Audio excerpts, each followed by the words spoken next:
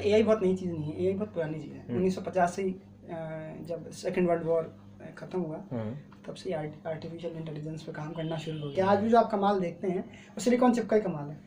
जो अरबों गणनाएं कर रही हैं, जो गर्म नहीं हो रही उतनी गणना करने के बाद, तो वो एआई जो है वो इतनी पुरानी चीज़ है। एआई अभी तक क्या कर रहा है, डेटा एनालिसिस करके आपको समझ रहा है, सीख रहा है। और अब उससे आगे की चीज़ भी है बहुत सारी, कि अगर आप लोनर होना चाहते हैं तो आपको अपने को दुनिया से काटना पड़ेगा, आपको अपना आधार कार्ड नहीं बनवाना पड़ेगा। कि आधार कार्ड का मतलब है कि आप किसी ना किसी सर्वर पे आ गए, बैंक में आपका खाता है, आप सर्वर पे आ गए। तो अगर आपको इन सब से बचना है तो आपको हिमालय जाना पड़ेगा।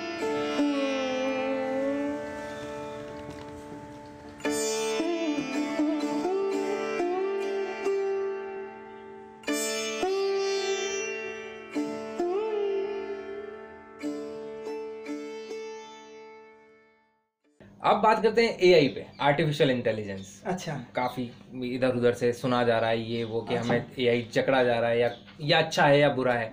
आपको क्या लगता है एआई कितना हमारे नजदीक आ गया है, हम कितना क्लोज हैं?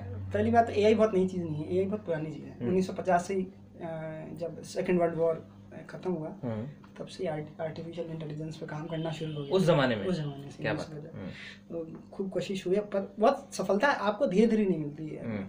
जब आप बहुत एक नया विचार लेके आते हैं, जब आपके पास खड़े होने की कोई जगह नहीं होती, ऐसा ही कुछ है कि आप कोशिश करें सुपरमैन बनाने की। तो आप जब सुपरमैन बनाने की कोशिश करेंगे तो आप उसको पैंट के ऊपर अंडरवियर पहना देंगे और एस लिख देंगे, तो उससे सुपरमैन नहीं बनता। सही बात है, सुपरमैन अंदर से बनता है। जब आपको खड़ा करना हो कोई ऐसा सोल्जर जो अपराजित हो, तो उसके लिए आपको एक सेल से शुरू करना पड़ेगा कि इसकी बॉडी का जो पहला सेल है वो अपराजित होगा, तो इस सेल से पूरी बॉडी बनेगी। तो वो पहला सेल खड़ा करने के लिए जो एआई का वो तकनीक थी नहीं 1950 में। 1950 में आपके पास ऐसा एल्गोरिदम नहीं था जो सीखता हो, ऐसा इंजन विचार आ गया था। विचार तो आ गया था, विचार पर वो मैकेनिकल ज़्यादा था। उस समय तक कंप्यूटर गणनाएं करने तक ही सीमित थे। एक बड़ी सुंदर फिल्म है, हम सबको देखनी चाहिए, द एनिग्मा कोड।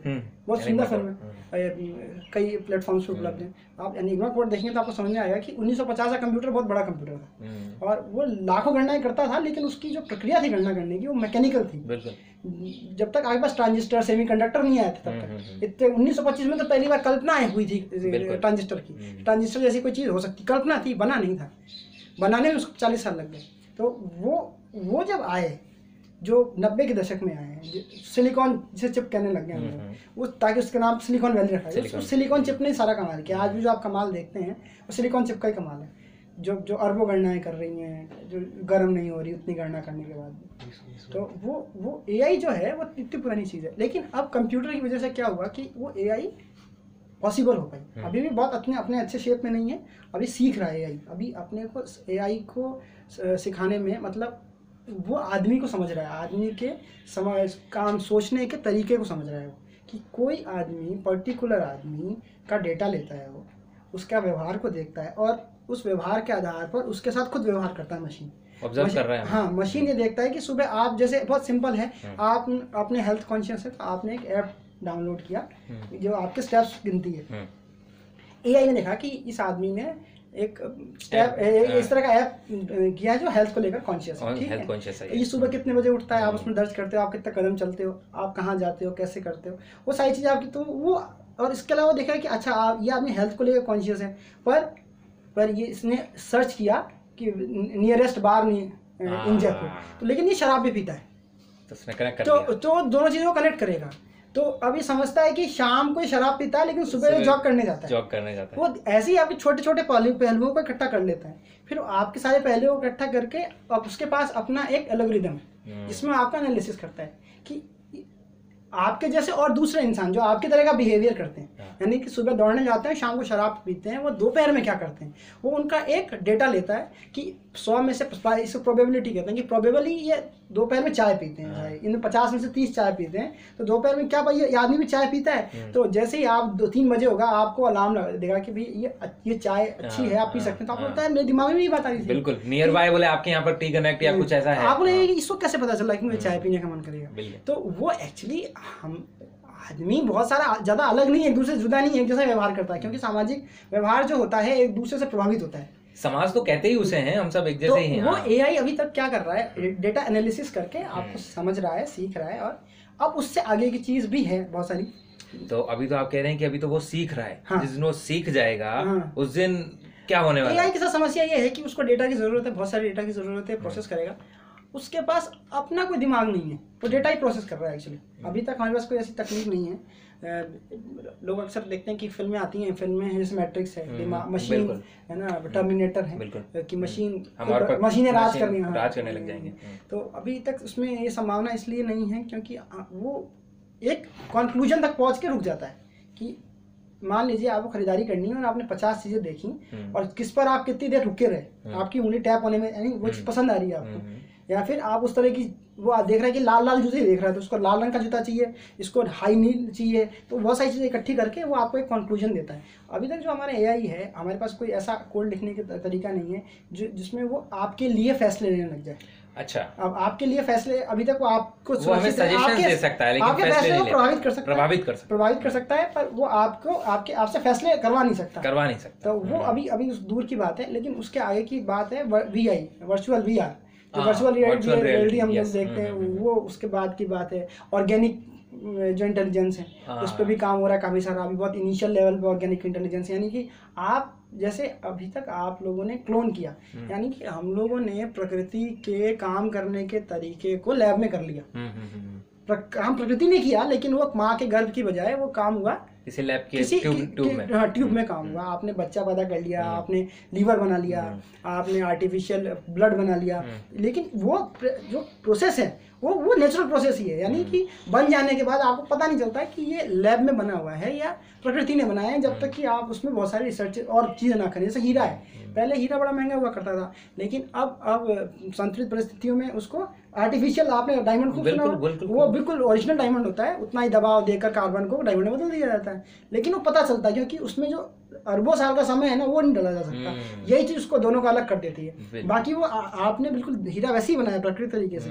अब क्या होगा, अब क्या हो रहा है ऑर्गेनिक इंटेलिजेंस में कि हम लोग बिल्कुल जीरो से, यानी बिल्कुल केमिकल लेकर और ब्रेन बनाने की कोशिश कर रहे हैं कि ह्यूमन ब्रेन बना दें। ह्यूमन ब्रेन जैसा जो चीज़ें पहचाने, जो चीज़ें जवाब दे। तो अगर हमने कुछ वैसा बना लिया तो जो हमारा आने वाले समय के रोबोट हैं, वो बहुत सारी फिल्में हैं जिसमें रोबोट लड़की के प्यारे पड़ जाते हैं। बिल्कुल, हाँ, ऐसा आप देख पाएंगे। स्मॉल वंडर एक सीरीज आती थी, मतलब क्या सच में, क्या हम विश्वास कर सकते हैं ऐसा होगा? ऐसा 4 न्यूरॉन का दिमाग बनाने में सफलता भी पाई गई। अच्छा, हाँ, 4 न्यूरॉन का मैंने पहले भी एक बार जिक्र किया था कि 4 न्यूरॉन तक का दिमाग बनाने में हम लोगों को सफलता ही मिली है, जो वैज्ञानिकों के चेहरे पर। और हमारे अंदर कितने न्यूरॉन्स काम कर रहे हैं? हमारे यहाँ करोड़ों। अच्छा, अगर हम इसको 4 को करोड़ तक पहुंचा दे तो हम करीब इंसान खड़ा कर देंगे। इंसान खड़ा कर देंगे। तो तकनीक तेजी से बदल रही है। हो सकता है कोई आदमी नई सोच के साथ, नए विचार के साथ आए। कि होता ये है कि जब कोई एक तकनीक बहुत ज़्यादा आम आदमी तक पहुंच जाती है, बहुत ज़्यादा फैल जाती है, तो होता क्या है कि वो रुक जाती है जगह आके। अब पिछले कुछ समय से ये हो रहा है कि उस तकनीक के रुकने से पहले ही कोई नया विचार पैदा हो जाता है। अभी आपका जो इंफॉर्मेशन टेक्नोलॉजी है ना, ये सारी कन्फाइंड है इंफॉर्मेशन तक ही। जो आप चमत्कार देख रहे हैं, सारा कुछ इन्फॉर्मेशन डेटा पे ही है। ये डेटा रिवोल्यूशन है, खाली डेटा इकट्ठा हो रहा है और उस डेटा के आधार पर सर्विसेज मिल रही हैं आपको। तो वो खाली वहाँ तक ही सीमित है, ऐसा नहीं है। बहुत सारी चीज़ें और हो रही हैं जो उसके इधर भी टेक्नोलॉजी में हो रही हैं, क्योंकि इन्फॉर्मेशन टेक्नोलॉजी ने इतना ज़्यादा प्रभावित कर दिया लोगों को कि लोगों की नज़रें वहाँ के अलावा कहीं और देखना नहीं चाह रही। तो ये नज़रें, ये जो आर्टिफिशियल नज़रें हैं, ये इसमें मैं 2 सवाल ऐड करना चाहूँगा कि एक तो जिस स्पाइंग का हमें खतरा है, जिस जासूसी का हमें लगता है कि हमारी हर समय हर क्षण हमारी जासूसी हो रही है, दूसरा राइट टू प्राइवेसी, इन दोनों को अगर हम मिला दें तो क्या सच में राइट टू प्राइवेसी का कोई वजूद रह गया जब हमारा दिन रात हर क्षण हमारी जासूसी हो रही है तकनीक के माध्यम से? देखिए, ये खतरे तो हर तकनीक के साथ हैं। वो हम बचपन में एक निबंध लिखा करते थे, विज्ञान वरदान या अभिशाप।